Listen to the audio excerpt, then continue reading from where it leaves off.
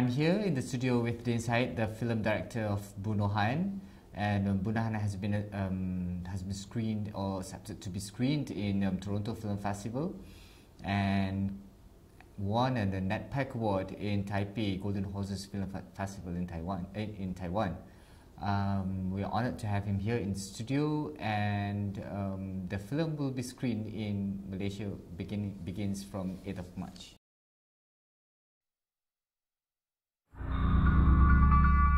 Abang aku Ilham. Dia bunuh orang. Adik aku Adil. Jago tomoan. Banyak pergaduhan. Dain Said. Morning. Yeah, you like to cook and you like to do, paint and whatnot. But how does directing film starts, begins? Just like cooking. You just enjoy. You're young, you enjoy your first movie. I then remember the time I was still growing, living out in Tumpat then as a little kid, and you used to have. I mean, this is like, I can't remember when, but it was like in the old days out in the rural areas. Still there are not a lot of cinemas, even in parts of rural area of Malaysia, even today. So in those days, they would come with gang of Chinese guys who'd come in, and they would throw, in Kelantan they call skla, which actually translates as circular, skla, and they throw it all over town and makes a mess, But on the circulars are, what's playing for the night, for the evening, or for the next few days. So they come, they put their cloth up, tancap and layar. In Indonesia they call it layar tancap, and they still do it. So, and then they put the projector on the back of the truck and they show the movies. But the movies are all quite old movies, actually. Yeah. And then I think I just fell in love with it since then, but unconsciously. And then we moved and we traveled everywhere because my father was working at the time. Do you have formal background studying? Yeah, because I always knew that, because my mother's an English school teacher, so English was taught at home. It's just part of the whole thing. I mean, she grew up in the post-colonial days, colonial days, and she spoke English very well. My father did as well, and then they just instigated that at home. We still speak Malay, but she encouraged me to read.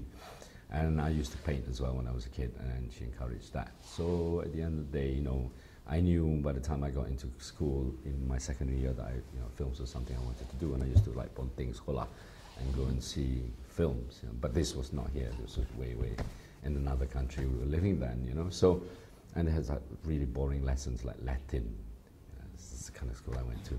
It says everything about the school, and it says something about me. I don't know. So Latin afternoons was like 2 hours. So I just ran from school.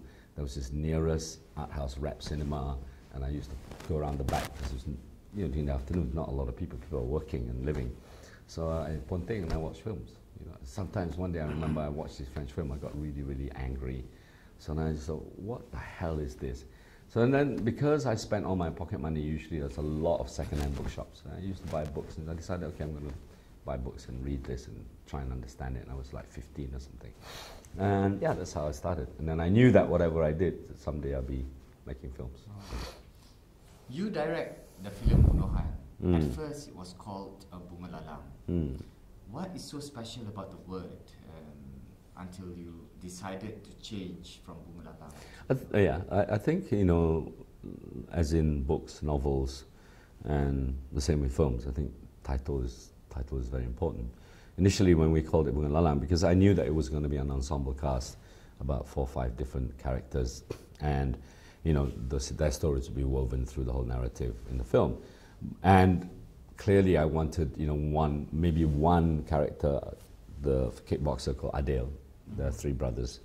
One of them is Adil, the other one's Ilham, who's an assassin, and one of them is Bakar, who's a businessman, school teacher come businessman. And I knew that Adil would be, I thought maybe, even though it's an ensemble cast, maybe he had much more of a stronger role in leading the story. But after, and I named it Bunga Lalang for obvious reasons. I mean, Lalang, is soft. There's no such thing as Bunga again in Lalang. So it's soft, and by the same time it cuts, which kind of, in a way, that's why I say title is important, or the name is important, because that already suggests to me the idea of a softness when you see Lalang blowing in the wind, something really lovely. But at the same time it cuts, and that speaks about the nature of relationships between in a family, love and hate, and then, things that cut you. But the more we started working on it, and as we began to edit, then we realized that, actually there was an equal amount of screen time and strength given to each particular story of each character. And then we decided, actually, it just so happens during my research in Iraqi, I spend a lot of time with local people. I like that, the coffee shop, so I take a cab and go somewhere, and I always talk to cab drivers. And then there's this guy who I was talking to, and was actually doing research on Main Patri and the whole healing ritual and healing nature of the old community, Cita-Cita Dongeng. And that's when he was speaking, he said, di Bunohan, and patut pergi kat Bunohan. And I said, pergi mana? Like, go where? I said, Bunohan. I don't understand.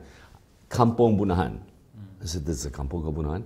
And yet, it's really strange, because, it took me of course, that was 30, 40 years ago. When I went, I decided, okay, I'm going to go to Bunohan. And then I find out it's literally 10 minutes from Tumpak, where I grew up.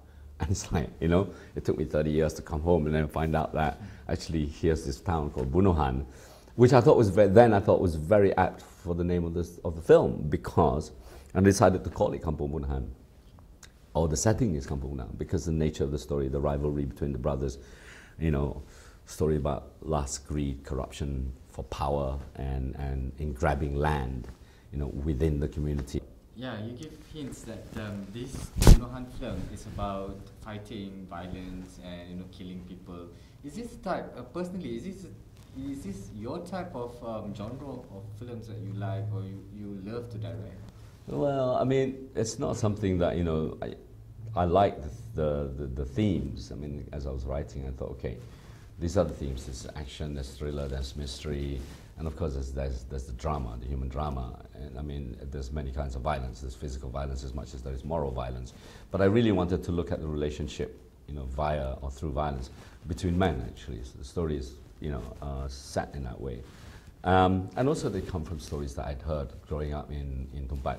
My father was a policeman then, and he used to tell me stories about his cases much years later, not when I was 7. So yeah, no doubt. I mean, I hope there will be opportunity for me to go on and explore other territories and other stories.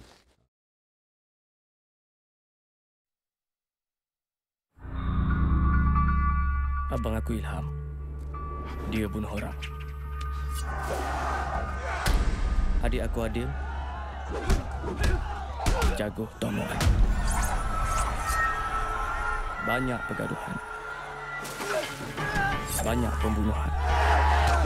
Ramai dikorban.